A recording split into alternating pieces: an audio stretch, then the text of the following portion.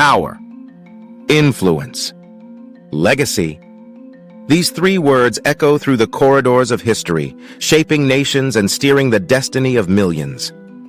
Behind the grand speeches and iconic portraits of American presidents lies a secretive connection that has fascinated scholars, conspiracy theorists, and truth seekers alike: Freemasonry. 14 U.S. presidents, nearly one-third of all who held the highest office, were part of this ancient fraternity.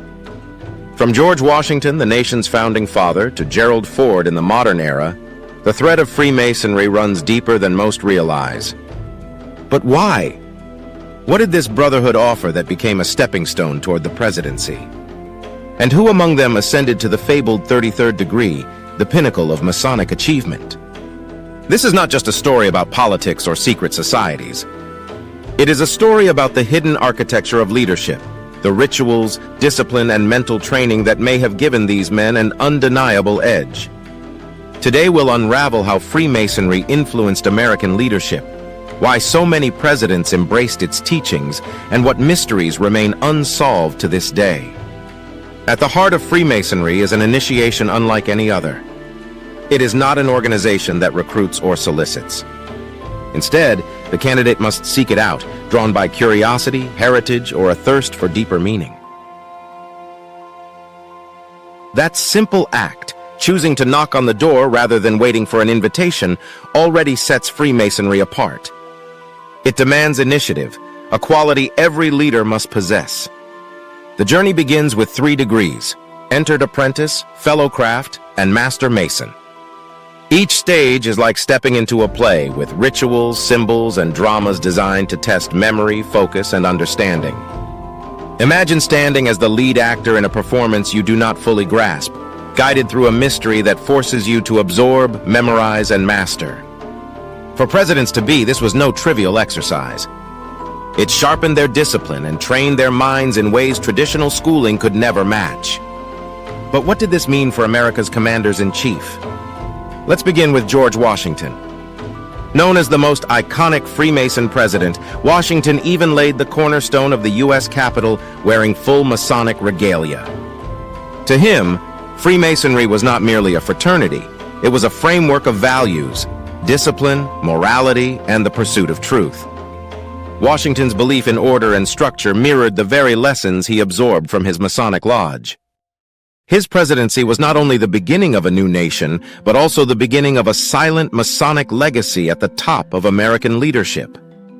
Over the years, other presidents followed: Andrew Jackson, James Monroe, Theodore Roosevelt, Franklin D. Roosevelt, Harry Truman, and Lyndon B. Johnson, though Johnson never advanced past the apprentice stage. Each brought a different interpretation of Masonry's teachings into the political arena. Some leaned on its emphasis on self-discipline, others embraced the symbolism of light and enlightenment as metaphors for progress and reform. For FDR, a 32nd degree Mason, the Masonic ideals of resilience and unity resonated deeply during the Great Depression and World War II. Harry Truman, a Master Mason, spoke openly about how Masonic values shaped his worldview. And then there's Gerald Ford, the last full Master Mason to hold the presidency. His connection to the fraternity marked the end of an era, leaving behind questions. Was this coincidence? Or had Freemasonry been a silent force behind the Oval Office for nearly 2 centuries? But perhaps the most intriguing question of all remains: who reached the 33rd degree? This honorary level, reserved for those who dedicate their lives to the Brotherhood's highest ideals, has long been a subject of speculation. Some whispers suggest that Thomas Jefferson, though records were destroyed during the French Revolution, may have been initiated in France. His writings reveal strikingly Masonic phrases and idioms, suggesting hidden ties. If true, it means Jefferson's very philosophy of liberty may have been shaped by Masonic thought. Imagine how differently we would view America's founding if that connection were proven beyond doubt. So why does Freemasonry matter? What makes it more than just a fraternity with rituals and symbols? The answer lies in its methodical cultivation of the mind.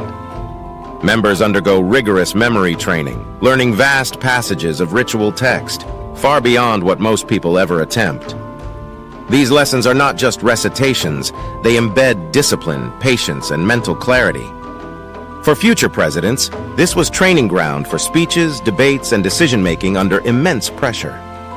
Picture Franklin Roosevelt delivering his fireside chats, Theodore Roosevelt rallying the nation with bold words, or Harry Truman making the life-altering decision to end World War II. Behind the authority of their voices may well have been the sharpened discipline of a Masonic education.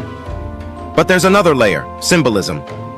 Freemasonry is drenched in allegory, from the compass and square to the metaphor of building a temple. This mindset allowed them to see beyond politics of the moment, anchoring their leadership in something deeper, more enduring. Of course, Freemasonry has not been without controversy. The secrecy of its rituals, the oath-bound brotherhood, and the whispers of influence behind closed doors have fueled suspicion for centuries. Did Masonic presidents give each other secret advantages? Did membership open doors to networks of influence invisible to the public? These questions continue to stir debate. What we know for certain is that the fraternity's emphasis on moral conduct, discipline, and intellectual growth left a lasting imprint on those who walked its path. And when that path led to the White House, its influence was felt not just in lodge halls, but in the policies that shaped America. The story of Freemasonry and American presidents is far from finished. The symbols remain etched in architecture, the rituals continue in lodges worldwide, and the questions linger in the minds of all who dare to look closer. Perhaps the true measure of its influence is not in secret handshakes or whispered favors, but in the enduring principles of self-mastery, discipline, and vision, qualities every great leader must embody. Whether you view Freemasonry as a hidden key to power or as a disciplined path to personal growth, its role in shaping America's leadership is undeniable. The lodge doors may be closed to outsiders, but its influence on history is wide open for all to see.